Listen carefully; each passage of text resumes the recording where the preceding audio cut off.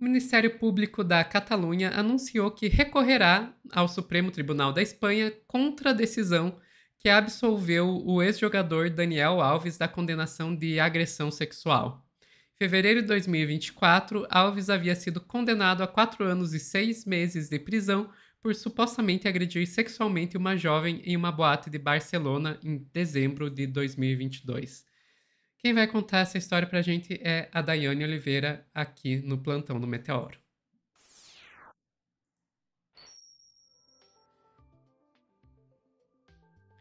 Dai, é uma talvez notícia boa em cima de uma notícia terrível, né? É exatamente, Sofia. A notícia é terrível, mas saber que vai ter alguma ação do Ministério Público que pode reverter o que aconteceu, dá um pouco de acalanto nesse processo judicial. Então, para quem não lembra, o ex-atleta, né, o ex-lateral esquerdo Daniel Alves, ele teve uma condenação por agressão sexual. Ele chegou a ficar 14 meses preso. No entanto, ele foi na semana passada absolvido. Ele foi, né, todas as acusações foram retiradas. Houve uma anulação. Isso porque, de acordo com o judiciário, os elementos eram frágeis e até o testemunho da vítima. A gente já falou sobre outros casos de violência sexual, de agressão sexual, e é extremamente difícil para as vítimas conseguirem provar que sofreram a violência sexual, né? Porque são vários fatores ali implicados nesse processo.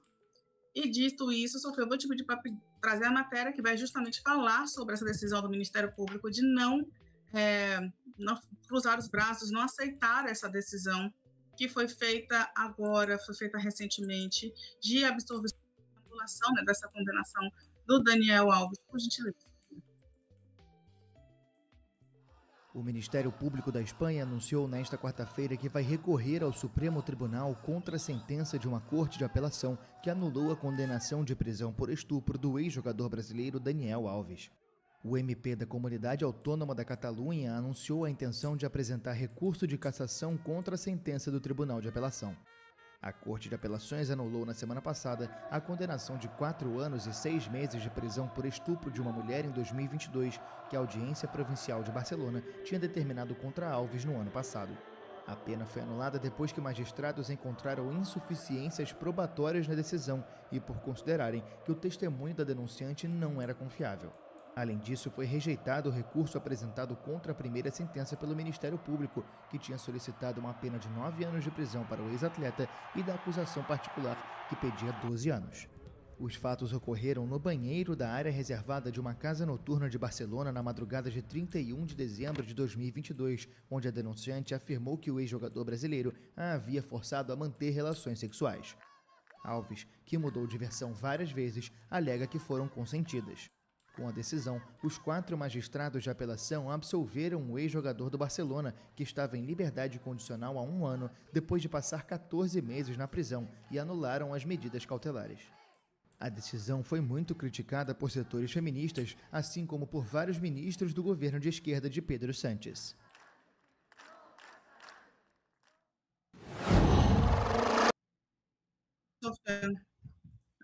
A vinda do UOL, e obrigada ao UOL pelo vídeo, né, pela notícia. Com isso, Sofia, eu acho importante a gente falar uma coisa.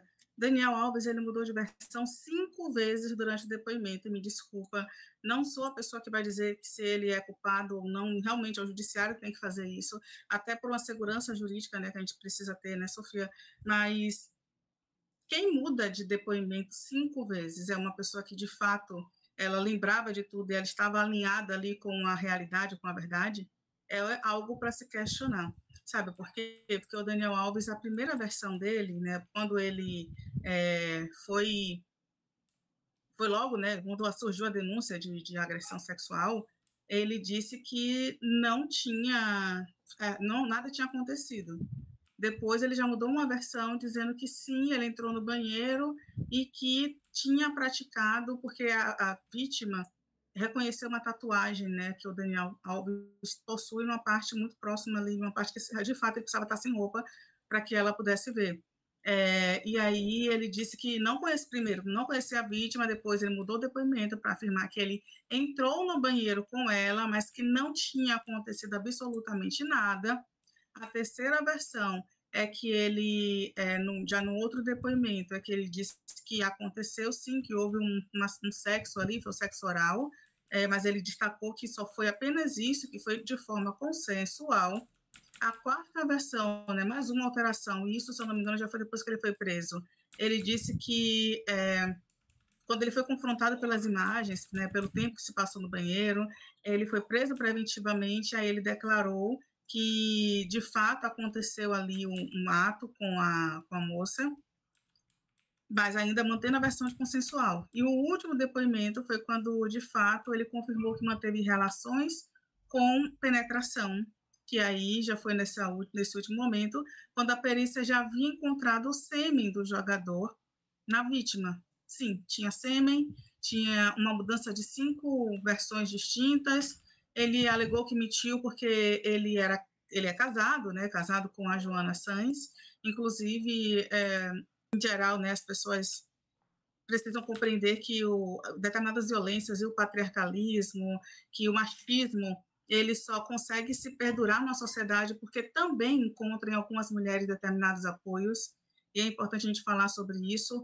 A companheira Daniel Alves permaneceu ao lado dele durante todo esse momento, acreditando na versão, mas também criticando as outras mulheres, fazendo os movimentos que eram feitos em relação à proteção e contra a violência sexual. Inclusive, agora anunciou uma gestação, né? Estão grávidas, que legal. E, dito isso, Sofia, eu vou te pedir para trazer um depoimento, né, que um advogado, que também é especialista tanto no judiciário da Espanha, quanto também é advogado no Brasil, e ele fala um pouco sobre, juridicamente, o que é essa movimentação que o Ministério Público está fazendo nesse momento com o Daniel Alves. Eu vou te pedir para trazer esse vídeo, por favor, Sofia. Para o Tribunal da Catalunha segunda instância para que ele fosse absolvido. E, curiosamente, saiu essa decisão, eu não tive acesso ao processo, mas pelo que eu verifiquei, a fundamentação foi baseada em falta de robustez, de ser concreta a prática do crime por parte do Daniel Alves. Eu vejo que a vítima disse que o crime poderia ser verificado pelas câmeras, então teve ali uma certa contradição ou uma certa debilidade no depoimento da vítima e nas provas, né, que estão no processo, e diante disso o tribunal entendeu que a presunção de inocência e, sobretudo, o indúbio pro réu, na dúvida, tem que absolver o réu, acabou por cassar a decisão de primeira instância diante dessa fragilidade probatória da autoria delitiva por parte do Daniel Alves. É importante a gente lembrar, né, doutor, que à época foi utilizado um protocolo que existe lá na Espanha para crimes de agressão sexual, e parte desse protocolo é justamente o colhimento de provas, inclusive o DNA. Outra coisa que aconteceu à época foi também o pagamento dessa fiança de 1 milhão de euros. A minha pergunta é a seguinte: esse valor, de fato, com essa decisão, já é devolvido para o Daniel Alves, e todas as medidas restritivas que ele tinha, como 9 anos de distância da vítima, ainda se mantém ou não? Essa é uma pergunta muito curiosa. Nesse caso, como o Daniel Alves foi absolvido, todas as medidas cautelares impostas são revogadas, tá?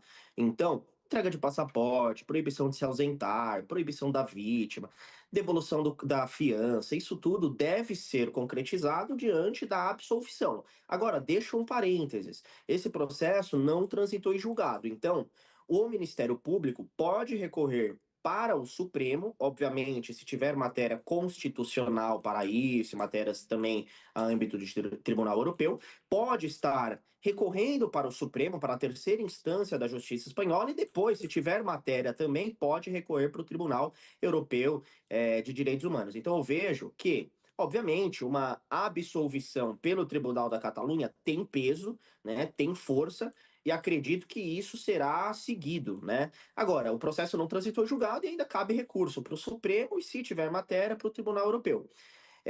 Deixo esse parêntese sobre essa questão. Doutor, eu vou trazer... Oi. Perdão, pode complementar, Jairo. Desculpe. E aí, né, o Jair vai perguntar só para vocês saberem sobre... Então, ele vai receber de volta esse dinheiro que foi colocado ali na fiança, e sim, o advogado ele acredita que é possível justamente pela questão da anulação. Dito isso, vamos lembrar que o ele vai Neymar... devolver para o Neymar? Isso que eu ia dizer. Dito isso, vamos lembrar que o Neymar ajudou Daniel Alves nesse processo. Enquanto ele estava preso, o Neymar estava sem acesso aos bens, teve os bens bloqueados, e o Neymar fez uma doação ali, um empréstimo para um amigo de 150 mil euros, que foi entregue a Daniel Alves justamente para o pagamento desse valor, que também tem uma questão no judiciário espanhol. Você fazer um pagamento de um valor, fazer uma doação para a vítima, isso também é tido com bons olhos, porque mostra que você, de fato, está comprometido ali com a pessoa que está em sofrimento. Então, gente... Na verdade, isso é só um jeito de dar uma saída livre da prisão para rico. Sabe? É um cala-boca. E, assim, é absurdo. Gente, é absurdo.